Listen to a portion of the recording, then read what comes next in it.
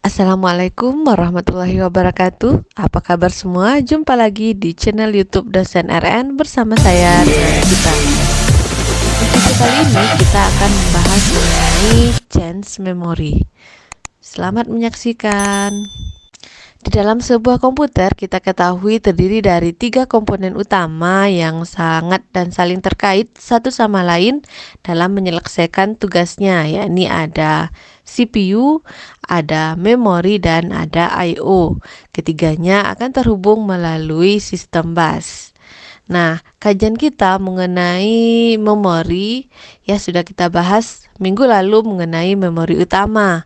Nah, pada kesempatan kali ini kita akan membahas mengenai memory change, di mana memory change ini merupakan memori yang memiliki kecepatan yang sangat tinggi yang digunakan sebagai perantara antara RAM dan CPU atau antara memori utama dengan control processing unit atau CPU. Nah, dengan adanya memory change ini ya, kapasitasnya yang sangat cepat dan ukurannya yang sangat kecil, dia memiliki sifat yang temporary ya atau sementara, sehingga membantu pengiriman data dari RAM menuju CPU. Nah, lebih lengkap mengenai materi ini akan disampaikan oleh kelompok 1 kelas D yang terdiri dari 3 orang anggota, Anggia Firmanda, Ahmad Nasyif, dan Laila Arbanisa. Oke, selamat menyaksikan lebih lengkapnya.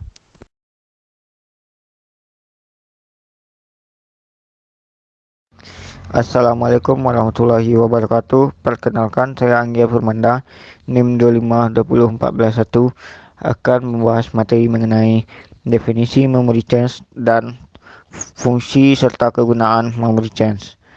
Kita masuk ke materi pertama, yaitu definisi memory change.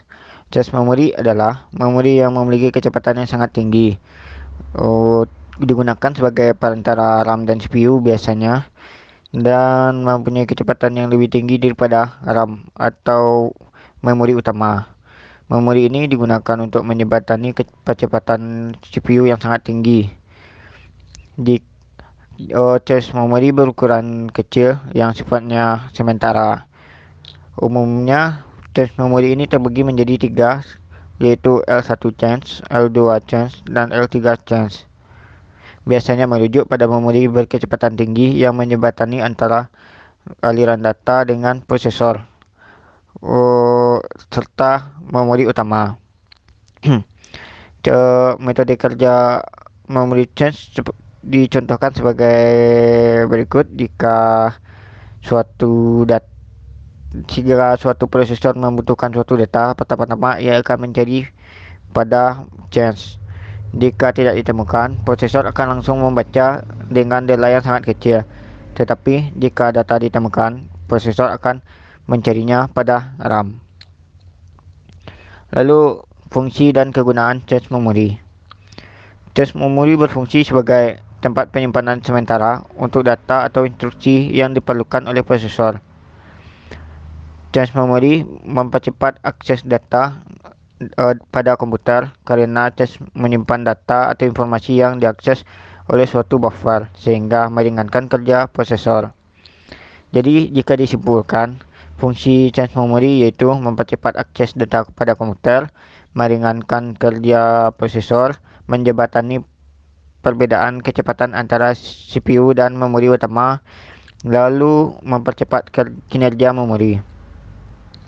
Dicontohkan cache memori yang sering dipakai ialah proxy cache. Tujuannya untuk mempercepat browsing. Bagaimana caranya mempercepat browsing? Dengan menyimpan data yang telah diakses di komputer yang berjarak dekat dengan komputer pengakses.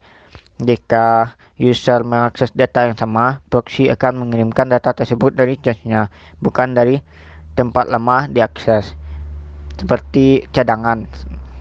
Lebih simpelnya. Sekian dari penjelasan saya. Apabila ada kesalahan dan kekurangan, saya mohon maaf. Wassalamualaikum warahmatullahi wabarakatuh.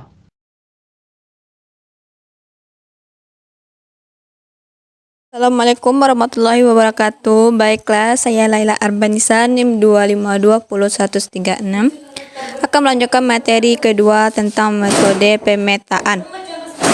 Metode pemetaan atau mapping adalah metode yang digunakan untuk menemukan atau mendapatkan sebuah alamat memori dalam sebuah cache. Metode pemetaan atau mapping dibagi menjadi tiga. Yang pertama, pemetaan langsung atau direct mapping. Pemetaan langsung adalah teknik yang paling sederhana, yaitu teknik ini memetakan blok memori utama hanya ke sebuah saluran cache saja. Jika suatu blok ada di cache, maka tempatnya sudah tertentu. Keuntungan dari direct mapping adalah sederhana dan murah, sedangkan kerugian dari direct mapping adalah suatu blok memiliki lokasi yang tetap. Jika program mengakses dua blok yang dimap ke line yang sama secara berulang-ulang, maka cache miss sangat tinggi. 2. Pemetaan asosiatif atau associative mapping. Pemetaan asosiatif mengatasi kekurangan pemetaan langsung dengan cara mengizinkan setiap blok memori utama untuk dimuatkan ke sembarang saluran cache. Dengan pemetaan asosiatif, terdapat fleksibilitas penggantian blok ketika blok baru dibaca ke dalam cache. Kekurangan pemetaan asosiatif yang utama adalah kompleksitas rangkaian diperlukan untuk menguji teks seluruh saluran cache secara paralel, sehingga pencarian data di cache menjadi lama. 3. Pemetaan asosiatif set associative mapping. Pada pemetaan ini, cache dibagi dalam sejumlah set. Setiap set berisi sejumlah line. Pemetaan asosiatif set memanfaatkan kelebihan-kelebihan pendekatan pemetaan langsung dan pemetaan asosiatif. Merupakan kompromi antara direct dengan full associative mapping, membagi cache menjadi sejumlah set atau V yang masing-masing memiliki sejumlah line atau K. Setiap blok dapat diletakkan di sembarang line dengan nomor set 2, nomor set sama dengan J modulo V jika sebuah set dapat menampung X line. Maka cache disebut memiliki XY set associative cache. Hampir semua cache yang digunakan saat ini menggunakan organisasi 2 atau 4-way set associative mapping.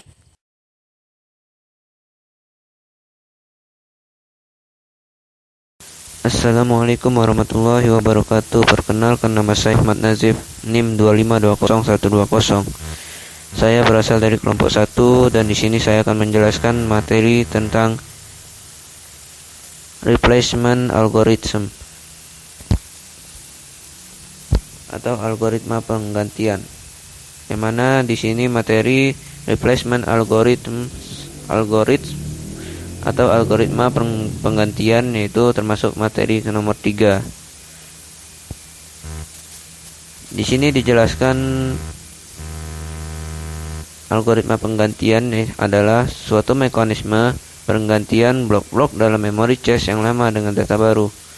Dalam pemetaan langsung tidak diperlukan algoritma ini.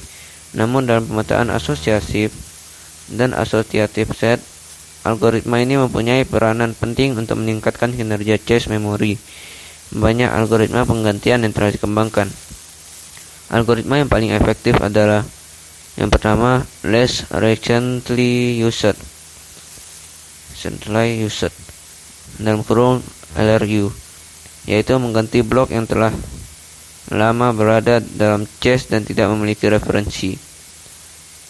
Dan yang kedua adalah algoritma first in first out dalam kurung FIFO, yaitu mengganti blok data yang asal masuk. Dan yang ketiga, less frequently used dalam kurung LFU, adalah mengganti blok data yang mempunyai referensi paling sedikit. Teknik lain yang biasa digunakan adalah algoritma random, yaitu penggantian tidak berdasarkan pemakaian datanya, melainkan berdasarkan slot dari beberapa slot kandidat secara acak.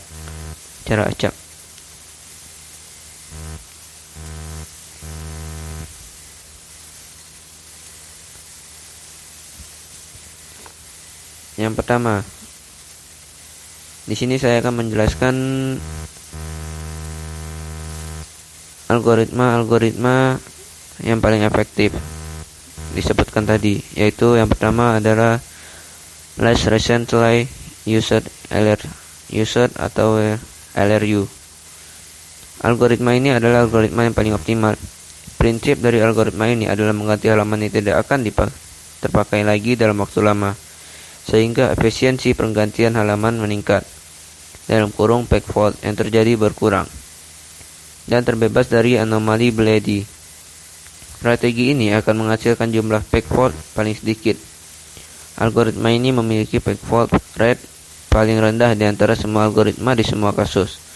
Akan tetapi, optimal belum berarti sempurna karena algoritma ini ternyata sangat sulit untuk diterapkan.